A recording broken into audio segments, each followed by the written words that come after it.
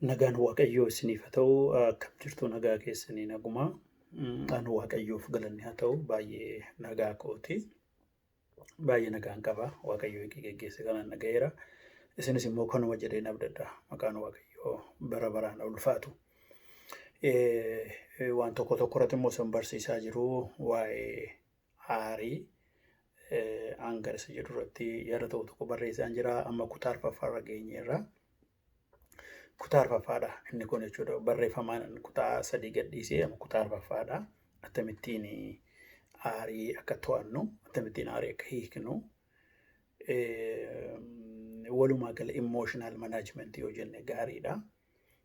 Haala miira keenya akkamittiin akka to'achuun nurra jiraatu. Miira keenya akkamitti to'achuun akka nurra jiraatu. Maaliif walumaa gala aarii gaafa jennu miiraa wajjin wal qabatee jira. Gammachuun jira. Gaddi jira, kolfi jira, aaruun jira, jireenya keenya keessa, miira keenya keessa wajjin kan deemudha warroonni kun hundi isaanii. Kanaafitu miira keenya to'achuu yoo jenne baay'isee barbaachisaadha.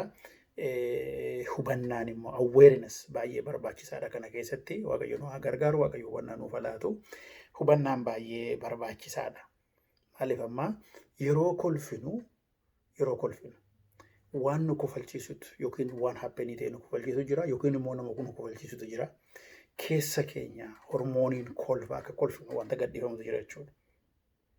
Akkuma kanas immoo yeroo aarru immoo naannoo keenya wanta nu aarsu waan reaaltii ta'e tokkotu jira. Fagoodhaa isa dhageenyu, information isa dhageenyu, miidiyaa irratti isa ilaallu, mana keessa ta'u eessas ta'u wanta nu aarsu wanta nuti dhaga'amutu jira jechuudha.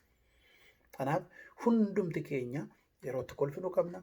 Yerootti aarruu qabna, yerootti boonyuu qabna, yerootti gaddinu qabna. Hundumaaf yeroo ለሁሉም ጊዜ አለው።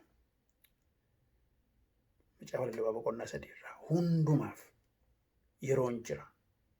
Naa kanaafitu jireenya keenya keessatti amma naarra jechuun egeri naarroo yookiin bori naarroo jechuun miti. Tarii kanaan dura immoo aarra jechuun yeroo hundumaa aaraatti fufuunas jechuun miti. Jireenya keenya keessa dhufee wanti darban takkaan aarra namni jedhu yoo jiraate hin soba namni sun. Namni sun hin soba yookiin immoo miira hin qabu. Nama ofumaa fooniin deemaa jira malee jira jechuu hin dandeenyu jechuudha. Jira jechuu hin dandeenyu. Kanaaf jireenya keenya keessatti kun yeroo hundumaa ta'a. Keessumatti immoo amma baramma keessa jiru keessatti namni garmalee aara. Waan inni nyaatu irraa haa ta'u, waan inni dhuguu irraa haa ta'u, wanti isaa complicated baay'ee aara jireenyi isaa namni. Yeroo baay'ee nanaasaa waggaa darbe Faransaayitti saandiwichii hojjeteetu utuu inni finiif deeqaa yaraa ture. Isa keessumsiisu achiis xiyyiitiidhaan maaliif na jalaa tursitee jedhee hojjetanii itti kennu achii. Hamma hojjetamee dhufutti ati maa tursitee dheeti. Kanaafitu namni makiinaan illee deeqaa yaraaf yoo dhaabate akkamittiin jedhee maraata. Yookiin dhaqee garmalee bukkee darba, akkamitti garmalee na bukkee darbee immoo dubbii guddaa keessa gala. Kanaafitu baay'ee yeroo namni aaruudha. Aaruu isa caalmaa ammoo kontiroolii godhamu dadhaba. Miira keenya kontiroolii gaafa dadhabnu nama rabsuu, waan hin taane barreessuu, waan hin taane jechuu jalqabna. Isa kanaadhaan inni guddaansa deebinee nama madeessina jechuudha. Deebinee nama madeessina waan ta'eedhaaf isa kana discipline of gochuun, isa kana ethics qabaachuun gaariidha. Ethics jechuun sirna ምግባረ ሰማርፋን jedhamu amala gaarii jechuudha. Aaruu dandeenya aariin kun akka nu moone, aariin nu mo'ee waan hin taane jennee abbaa manaa keenyaan, haadha manaa keenyaan, ijoollee keenyaan, hawaasa keessa jiraannu, lafa hojii keessaa keenyaan waan hin taane gaafa jennu bor deebinee soorii jedhaa ooluyyuu warri sana deebisuu hin dandeenyu. Jechi jenne immoo hamaadha. Nagaa buusuufis, waraana fiduufis, lola buusuufis jechi baay'ee cimaadha waan ta'eedhaaf isa kanarratti baay'isnee of eeggachuun nurra jiraata jechuudha. Akkaataa itti aarii keenya diil goonu, akkaataa aarii keenya rizoolvi goonu. Kanaaf manaajimeent jechuun waan mataarra nama bahe tokko to'achuudhaafidha. Waan ulfaataa ta'e tokko to'achuufidha. Inni kun garuu keessa keenyaa kaa fiilingii keessa keenya wanta keessa keenya nutti dhaga'amu waan bakkeedhaa dhufes haa ta'u keessa keenya waan ka'uuf isa kana rizoolvi gochuun. Loliisaaf dubbiidhaaf inni jalqaba hundeen kana waan ta'eef conflict resolution, conflict resolution isa jennu fuuldura hiikuusa jijjiiruu dubbii fuuldura aarii irratti hojjenne waan baay'ee ofii keenya inni biraan of mo'uu hin dandeenye waan meeqa jechuu danda'a. Nus immoo akkuma sana deebinee gaafa goonu waraana akka loliisa akka jechuudha. Isa kanaafitu jireenya keenya keessatti hinaaru namni jedhu zaslaay sobaa tasayyuu accepting goonu namni suni foonumaan jira malee jiraataa hin jiru. Garuu yeroo aarruu miira koo waan ta'eedhaaf wanti nu aarsuu mana keessaa alaa biyya keessaa waan ta'e keessaa hin jiraataa ishuu qabna hundumti keenya. Wanta nu aarsutu garagara malee aaruun keenya beekamaadha.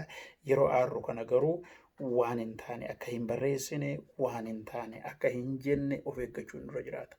Maaliif nuyi namoota miiraati. Miirri keenyaadha. Wanti nu goonu nutu miira immooshinii wajjin kan wal qabateedha. Waan nu gammachiisu gaafa garuu hin gammanna, waan nu gaddisiisu gaafa harka hin gaddina, waan nu kofalchiisu gaafa garuu hin kolfina, waan nu aarsu gaafa hin aarra. Rileeshnshiippiin keenya walitti dhufeenya keenya illee miirarra kan dhaabbateedha. Amma waldaa keessatti harka rukutuun kun hafuurri koo cal jedhameetuun sochoonee jireenya namaatti dhufe haasa'a. Gammachuu keessa baanee utaallee dannasnee haleluuyyaan kun miiraa wajjin kan wal qabateedha. Hafuura qulqulluun garaa keenyatti laphee keenyatti kan inni haasa'u, dubbii waaqayyoo garaa keenyatti laphee keenyatti kan inni haasa'u. Nuyi garuu express goona jechuudha isa kana miira keenyaan fuune. Naa kanaafitu waaqayyoo hin kolfa, hin gammada, hin gadda yeroo jennu innis waaqa miira qabudha. Kanaaf immoshiniidha hojii guddaa kan nuti bara kana emotional intelligence jedhu beektonni. Innaa baay'ee murteessaadha. Murteessaadha. Immooshinii keenya irratti hojjennee immooshinii keenya maaneeji gochuuni garmalee makkan hin urkaan baane inni biraan kolfuun taphachuun garmalee waan jennu hin qabnu inni iyyuu gara biraatti geessuu danda'a of eeggachuun turuudha. Garuu caalmaatti isa aariidha wanti nu aarsu gaafa dhufu isa kanarratti akkamittiin handilii gochuu dandeenya, akkamittiin to'achuu dandeenya, akkamittiin hiikuu dandeenya, aariin keenya tuumataadhaan hin bahin, aariin keenya waan hin biraa keessatti hin galin akkamittiin isa jedhuudha. Inni tokkoffaani an kanan jedhu waanuma hundumaa adda baasaa ilaalaa malee attaachiin godhanaa itti tufi maxxansinaa. Itti tufi maxxansinaa. Barkeetti waaqayyooti baay'ee maxxanuun nurra jiraata. Haati manaa abbaan manaa baay'ee walitti maxxanuun nurra jiraata. Maatii walitti maxxanuun attaachiti jechuudha. Baay'ee jireenya keessa waa tokkotti attaachiin godhinaa. Gaaddanyummaan keenyas maatiinis dhugaadhaaf waan qajeelaa waan sirrii dhaabbate haa ta'u. Isa kanaan isin gorsuu barbaadu. Dhugaadhaaf waan sirrii tokkorra dhaabbachuu baannaan calluma jennee wal jaallannaaf karaa dogoggoraatii walitti maxxanna taanaan baay'ee rakkisaadha. Fakkeenyaaf fudhatanii yoo ilaaltanii Addaamii heewaan yeroo isheen kuttee fiddee isa durawwan baay'ee hubate waan ta'eedhaaf noo jechuu ture. Yoo gaddite yeroodhaaf gadditi noo kana waaqayyo nu dhowweera hin nyaannu jechuu ture. Garuu hirkaa fuudhee dogoggoratu hubate nyaachuunsaa isas jireenya isaa mesii godhe addunyaas mesii godhe waan mi'a keessa gashee jechuudha.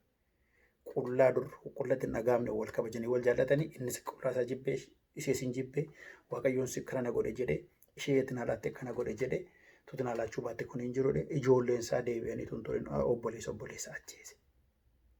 Konsekwensiin waa tokko dhugaarra yookiin waan sirratuun dhaabbateen walitti maxxanuu irraa kaane keessa gallu baay'ee ulfaataadha. Fakkeenyaaf Abrahaamiin ilaala. Abrahaam Saaraa baay'ee jaallata. Waggaa 65 isheen bareeddi. Mootiin keessu si jedhee na ajjeesa obboleettii kootiin jedhaa jedhe miti. Kanaaf fuudhi yeroo isheen jettee kakuu waaqayyoo qaba. Maa yeroo aarsaa dhiyeessu erga amantii isaa guddatee agartee yoo ta'e isheedhaan hin mari'anne si haqin dhiyeessuudhaaf. Kanaaf yeroo isheen no waaqayyo karuma keenaan jedhee yaada kee kana hin fudhadhu jechuu ture. Dhugaansa rakkoo booddeen dhufu hara rabaaf Israa'el keessatti godhe kana oosha ture. Abidda dubbii uume sana oosha ture. Hin fudhadhu jechuu danda'a. Erga immoo fuudhee yoo mucaan immoo yeroo isheen ulfooftu immoo kanuma kunoo jechan taaneen qoleedhaan ilaalte immoo hariyatamtu yeroo jettu immoo rakkoo sana hiikuu turre ture. Aggaaritti dheekkame Saaraanis immoo dhiisee sila jalqaba sitti dhaqee fuudhinaan jedhee fuudhee mitachuma wajjin jiraatu naan jedhee amma immoo erga isheen kataatee ati ulfaa'uu keetiin giiftii kana dubbachuun sidan jiraatu ture. Sireessu ture jedhi kaadheere.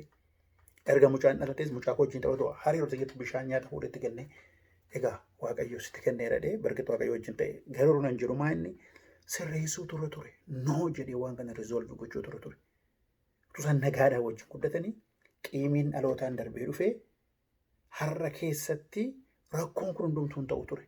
Rakkoon har'a amantiin adda ilaalchaan adda ta'ee yommuu jibbaatti wal ilaalan kun hin ta'u ture. Inni garuu isheedhaan noo lakkii dubbiin kun akkas miti. Adda bahuudhaan jibbaan wal ari'uudhaan hiikumsi nufuutii aarii kee ammaarraa tasgabbaa'ii wantoota kana hiiknee balleessa isaatiif dhiifama siin jettee immoo balleessa dhiistee isa aariidhaan kaatu dhiistee immoo shaniini sirreessuutu nurra jira jechuu danda'u irra ture. dhugaansaa kana. Fattanii yoo ilaaltan dysfunctional family dhuma familiin nuti mi'a gurgurate ilaalu dhugaama yoo ilaalle modelii kan nu ta'anii jiran ilaalaan Ribqaa fi Isiyaaqiinis Ribqaa Yaaqoobiin jaallatti Isiyaaq keessa hojii jaallatan hodamsee fidaa fi inni kun mana keessa hojii hojjeta haati mana keessa hojjetu jaallatti Yaaqoob Musaa Isiyaaq Musaa hodamsee fiduu jaallata. Jaalala ijoollee tokko kophaa abbaan tokko jaallatee haati immoo tokko jaallachuun tokkoffaan muree bee ijoollee tokkorra caalchisanii isa tokko nan badee isheen akkan akkasii hin jiru yookiin inni kan akkasaan jiru jechuun ijoollee gidduutti rakkoo uumaa deema. Hubadhaa isa yeroo sana godhan qiimiin sun kan Yaaqoob Zariimaan kan Esawu Zariimaan darbaa deeme. Booddee waggaa 100 meeqa booddee illee zariin Esawu zarii Yaaqoob irratti ichaa bahuudhaan macaafa raajii Abduu yoo dubbifne Edomiyaas dhumisi isaanii badiisan har'a tokko lafarra jiran. Bar abbooti jalqaban qiimii lakkaa dhufanii ijaarratti ba'anii yeroo isaan booji'anii Baabiloon jalaa baqatan ijaarratti ba'anii tootaaliin isaanii bade. Ilaalaa jechuudha maatiirraa kan jalqabe maatiin ijoollee kana walqixxee ilaalan yeroo isaan balleessan walqixxee gorsanii walqixxeetti dheekkamanii soolvi godhanii ta'ee kun hunduu jiru ture. Sobaanis immoo biyyatti ergite biyya maatii isheetti obboleessa ishee biratti Ribqaan lammataa deebitiin agarra Yaaqoobiin isheen ijaan duuteetonni jiru. Hubadhaa kanaafitu wantoota goonuu kan baay'eetu jira. Fedhii keenya tokko namni tokko bakka nuugaa jennee yoo takkaash taane yookiin immoo ergan jaalladhe hooma isheen jettuun godha waa inni jedhuun godha yoo jenne boru wanti sun ija godhateetu dhaqee bal'eessa jireenya keenya waan gadee keessa buusa. Waan dhugaa irrattitu attaachi taana waan dhugaa irrattitu walii galla malee waan dogoggora maaliif haadha manaa hin taane maaliif abbaa manaa hin taane maaliif ijoollee hin taane maaliif gaaddanyyaa akkamii hin taane waan dhugaa hin taane irratti walitti maxxanna yoo taane dhaqee endaappiinsaa waan gadheen gaafa raawwatu situ kana na godhee situ kana na godhe addaama karqaa godhe gammatiin hin taane situ kana na godhee Waaqayyoon sheetiin haalaatti kunoo sheetiin haalaatti Waaqayyoon komatiin Waaqayyoon kasas deebi'e sheetiin haalaatti iseedhaanis immoo hojiin qabdudha jalqaba garuu kun hin turre foon kootii bakka qullafii kootii kanaa hin jirtu wayyoo jedhee maadhaan ture kan waan namni mirgatti qabu haa wantichi hin tinedhu garuu isheetti galagalee iseetti quba qabu. Isa kana na godhe isee kana na godhe relationship walitti dhufeenya seela yeroo wal jaallannee walitti baay'ee maxxannu dogoggora hin jennu. Seeraan ilaallee piriinsiipilii yuuritiksii jiruun hin deemu. Gaafa deemnee walitti buunutu amma na wallaalee mistira see na wallaalee mistira isaa isheen kana hin goone inni kana hin goone jennu. Eessatti barre kana seeroo walii wajjin hin jirrutu wantoota meeqa waliin bukeessa. Yeroo namni nama hamatu yeroo namni nama jibbu yeroo namni nama irratti ka'u lakkii kun yaada Waaqayyoo miti kun sirrii miti jenneetu dhiisnee irra ta'e kun hundumtuun ta'u ture.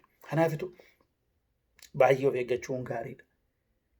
Garmalee horiitti maxxanuun garmalee silxaanatti maxxanuun horiin nama gana silxaanii nama gana bara baraan kan jiraatu Waaqayyoo malee hin jiru waan isin dhibu. Waan gaarii hojjettu obboleessa obboleettii koo kanatti bushitu biyya tokko kanatti bushitu mandara tokko kanatti bushitu naannoo tokko waggaa yaraadha. Garmalee nan qabaaddatus immoo waa maxxannoon taayim zeeroo ta'an namoota hundumtuu horiirra gabbu'anii inni hin qabnes immoo ol ka'a. Wanti nuyi itti maxxan yeroo sana booddee kan baay'ee hojiittis garmalee maxxanuun warreen gaddaa yeroo fortuma wariin gubate as dhufanii kan of ajjeesan jiru dipireeshinii galan baay'een jiru. Yeroo riseeshinii Ameerikaa kuma miiqa kan argatan kuma 100 meeqa jiru waan ta'eef kan of ajjeesantu jira. Hojiin inni dhufa hin darba ol ka'ama gadi bu'ama up down jireenya biyya lafaa akka kanaadha. Kan hawaa tokkotti gaafa maxxannu achi aareetii of ajjeesii faamilii ajjeesii jireenya namoota meeqatu jeeqa. Kanaafitu wanti nuti garmalee itti maxxannu yoo jiraate Waaqayyo duwwaadha. Itti aanee immoo maatii jechuun Waaqayyo kan nuu kenne qaama keenya waan ta'eef isaan kana sirriitti isaan gaafa dogoggoran itti himaa jechuudha. Gaafa dogoggoran garmalee maxxanna taanaan gaafa namni sun tokko du'u wayyoo bakka nama hin qabu nama miteen jireenya koo miti dipireeshinii bistirii eegala. Isa duraa Waaqayyo gidduu keessatti maxxanna. Isarraa kan kaane hanguutuudha Waaqayyo wajjin sin tajaajila jenna. Sin tajaajila waliin jenna akkasittiin kan nuti jiraannu jaalallee walitti maxxanuurra waan ta'eedhaaf ijoollee keenya jireenya keenya sirriitti qabne kana ta'uu baannaan aarii hin taane keessa galaa deeme. Firaastireet goona. Yoonaataanii fi Daawit baay'ee walitti maxxananiiru. Walitti maxxanuu isaaniitiin immoo Yoonaataan abbaattis maxxanee jira. Daawititti maxxanee jira. Daawit wajjin dhugaarra kan dhaabbateedha. Yeroo inni Gooliyaadiin ajjeese yeroo irratti kan ilaalee baay'ee dhugaadhaan kan jaallateedha. Abbaan garuu hafuuramaadhaan joonjaa ilma isaa immoo namana yeroo Filisxeemonni meeshaa hundumaa fixan meeshaan lama duwwaa jira tokko Saa'ol harka jira tokko Yoonaataan harka jira. Saa'oliin yaada isaa ittiin mormu yoo irraa addan baane yeroo nan jiru eeggatee wajjin jiraachaa ture. Daawitiin du'arraa hoshi abbaan Daawitiin ajjeesuu barbaada. Yoonaataan immoo Daawitiin hoshuu barbaada. Handil godheetu Isa kanaanis dogoggoree irraa addan baanee abbaarra deebiin musa kana immoo duwwaatti laannee abbaan osoo argate yeroo mistira jiru hundumaa abbaan eenyutu Yoonaatanitti Yoonaatan immoo abbaan kosii ajjeesuu barbaaddaa of eeggadhu Daawitiin ooshi. Hamma dhumaatti garuu Yoonaatanii wajjin Saa'olii wajjin dhaabbate namtu irra adda dogoggoree yeroo bakka kana adda ba'an jenna. Isa kanatti maxxanee jira. Isa kanatti maxxanee jira. Dhugaa wajjin dhaabbatee jechuudha man abbaan isaa yeroo sirrii waan sirrii dubbatu hin godha. Yeroon waan sirriidha ce'u immoo isin immoo seebii godha. Abbaan sin ajjeesa iyyuu jedheeraan yeroo inni maatamittiin damma murtatte yaal tokko yeroo seera baase. Na ajjeesi rakkoon qabu godheeraa garuu diinni keenya dhumanii yeroo dhisabii noo hin ajjeestu deensabi. Naa kanaafitu dhugaatti maxxannu gaafa dhugaatti maxxannu warroota dhugaa yaadan warroota dhugaa haasa'an warroota dhugaa wajjin jiranii wajjin walitti maxxannee deemuu dandeenya. Kanarra yoo ta'uudhaa baate nama tokkotti maxxanee rasheerraa addan ba'u sarraa addan ba'u isa jedhu miti dhugaarraa addan ba'uudha. Dhugaarraa waan sirrii ta'e tokkorraa addan ba'uudha. Yoo isa kana ta'e nama seebii goonaa ofis seebii goonaa jireenya keenya keessatti kan nu guyyoomsu yeroo baay'ee iigoo kan jedhamutu jira cubburraa kan dhufe waaqayyo isa keessa keenyatti nutti taasisa dhugaa isa keessa keenyaatu hin ta'in namoota bakkee biratti waan tokko fakkaachuudhaaf gaarii fakkaachuudhaaf namooti waa'ee keenya akka isaan gaarii haasa'aniif namooti bakka waa'ee keenya akka isaan ishee immoo inni immoo jedhaniin yaada akkasii yaada mataa keenyaatti yeroo baay'ee waan maxxannuu fi jireenyi keenya yeroo baay'ee aariif dhiphina baay'ee keessa gala yeroo baay'ee jechuukooti. Kanaafitu inni kun immoo maal godha nama fuulduratti gaarii fakkaachuuf utuu keessi keessa dogoggora siin jedhu iyyuu pirteendi godha fakkeessa bakka namni gaafa fakkeessu immoo dhugaa hojii waliin galee yaada isaa deebi'ee natti gochaatu sirrii mitiidhaanii ofii isaatii jeeqamee interpersonal conflict ofii isaatii iyyuu yaada isaa wajjin wal loluu jalqaba gaafa akkasii nama biraa wajjiniin sirrii ta'e jiraachuu danda'u diffeendii of gochuu jalqaba inni nan godhe sirriidha namni akka jedhe sirriidha nan hojjedhe sirriidha anuma sirriidha jedhee dhaabbata nama isaa wajjin sirrii hin taane nama maal godha balaatti buusuu jalqaba waan ta'eef dogoggora baay'ee keessa galaa deema waaqayyo sinaa eebbisu kana jechuu barbaade waan tokkotti garmalee maxxana waaqayyotti maxxana dhugaatti maxxana dhugaa qabadhaa dhaabbadhaa gaafa sana namni isin itti haaruu danda'a namni isin jibbuu danda'a isin garuu dhugaa wajjin jirtu waan ta'eedhaaf inni dhugaa wajjin walii galu inni sirriirra jiru immoo isin wajjin walii gala yaada dhugaatu moo yaada keessan fudhatamuu dhiisuu danda'a isin garmalee nan badeetti hin jiru horiitti garmalee hojiitti garmalee silxaanatti garmalee waan hundumaatti kan dhabnaan nan du'attanii waan ta'etti garmalee maxxanina dhaabadhaa akka dubbii waaqayyootti waaqayyo nu gargaara waaqayyo isin gargaara ofii keessan diffeendi gochuudhaaf ilaalcha koo sirriidha yaada koo sirriidha yeroo baay'ee aayidiyaama yaada keessan keessa dhufutullee garmalee maxxantanii bakka innan jedhe sirriidha yaadi koo sirriidha innan kana godhe sirriidha yeroo jettanii jireenya keessan aarii keessa galaa deema namni akkasin ilaalteetti na biraan ilaalu akkasin jettaniitti namni biraan hin fudhatu akka jechuun kee kana jechuudhaaf jedha namni hubannaa wal caala ilaalcha wal caala waan ta'eedhaaf yeroo baay'ee yaada keenya iigoo mataa keenyaatti hidhamee jira yoo ta'e yaaduu mataa keenya bakka gahuudhaaf fiinna yoo ta'e namoota baay'ee dhabaa deemna namoota baay'ee hojii rakkoo keessa galaa deemna yaadi mo'ataan yaada dhugaadha ilaalchi mo'ataan ilaalcha dhugaadha kanaafitu viyuu kooti kuni yookiin immoo opiniyenii kooti jechuu wayya akkaataan ilaalutti akka kana akkaataan hubadhetti akka kana jechuu keenya wayya malee bakka inni kun ta'uu baannaan jennee yaadi koo jennee macaafa qulqulluu miti yaadi keenya beekumsa raayyaartuu beenna afaan haaraa raayyaartuu dubbanna raajii raayyaartuu dubbanna parsentii tokkoon guutuu wanti nuti beeknu waaqayyo dhugaa ta'uu hundumaa beeka waan ta'eef har'a kan nutti fakkaate immoo bor ta'uu dhiisuu danda'a bakka ilaalchi koo sirriidha yaadi koo sirriidha deemsi koo sirriidha jennee isuma nu jennu duwwaa yaada mataa keenya jaallanne haasofna yoo taane gaafa inni biraa yaada keenya fudhachuu dhiisu bakka isheen nama miti inni nama miti yoom jaallanna jechuudha yeroo isaa yaada keenyaan yes ati sirriidha yes ati sirriidhaam jedhu namoota jedhanii namoota jenneetu jaallan gaasaan yaada keenya fudhachuu dhiisan aarii keessa galla jechuudha yaada keenya fudhachuu dhiisuu danda'u erga haasofne nurkaa ba'e yaadi sun kan keenya miti laanneerra yaadi sun keenya miti fudhachuun kan isaanii dhiisuun kan isaanii bakka kan kun fudhatan tana lafa gaggala waan jennuun qabnu ilaalchi koo kana yaadi koo kana fudhatan nu gargaara fudhachuu baatan immoo dhanne waloo dhufa gatii kaffalla jechuudha kana malee innan jedhe ta'uu baannaan sin ajjeesa sinidha sin balleessa sin cabsa wajjin hin jiraannu adda baan inni jedhu yaada fooniiti yaada diinaati waaqayyo kanarraa nu aawwashu yoo kana ta'e aariidhaan itti maal ta'a manni hin diigama ijoolleen hin diigamu waldaan hin diigama biyyi mataan isaa jeequudha dheessana hin jedhe duwwaa miti dubbichi ilaa kanaadha inni nan jedhu kanaadha yoo ta'uu baate hin bushanna rakkoon hin jiru hundumtuu irratti yaadu hundumtuu irratti mari'atu yoo ta'uu baate immoo yeroo biraa hubachuu danda'ama yeroo isaa miti waan ta'eedhaaf kanaaf yaaduma koo duwwaa jennee waa tokkotti maxxaninaa jechuukooti waan tokko waan lafa jiru kanatti gad malee maxxaninaa maxxanuu yoo dhufe waaqayyotti maxxanaa maxxanuu yoo dhufe dhugaa wajjin dhaabbadha jaalalli keessan haalarra kan hin dhaabbannedha. Unconditional love. Jaalala haalarra dhaabbate haasaa nama sanaa bifa nama sanaa hojii nama sanaatiif jaalanna yoo ta'e hin shaarama inni gaafa ilaalchi keenya tokko ta'uu isutu bakka allaqeennee dhiibna. Haalarra kan hin dhaabbanne nu jaallate Waaqayyo. Dogoggortanis hin jaalladha, kuftuus hin jaalladha. Ati kiraateriyaa koo guuttee miti unconditionalidha. Haalarra dhaabadde sin jaalladha Waaqayyo. Kanuma bakka. An tokko malee nu jabaana nu jaallate dadhabnaan nu dhiisne Waaqayyo. Namas gaafa jaallannu haala akkasiiti. Cubbamaa jaallata cubbummoo irratti jibba kan Waaqayyo jedhu sagalee Waaqayyo maalii fi sanni hojjetaa jiru gaariidhaa miti garuu hin jaallata nama sana seef gochuu barbaada Waaqayyo. Nus haala jaalalli keenya ilaalchi keenya unconditionally akkasii haa ta'u yoo akkas ta'e aarii keenya seef goonee jechuun afaan keenya keessa wanti hin taane tun bahin namas madeessin namas himtuu hin miidhin ofii keenyas gaabbii gadhee keessa tun galin utuu diina nuratiin utuu nama maal hin jedhin jireenya keenya seef goonee jiraachuu dandeenya. Waaqayyo sinaa eebbisu eebbifamaa isatti taanu immoo gidduma kanatti fufnee itti fufna kun kutaa sadaffaadha kutaa arfaffaan bokkuma kanatti fufna.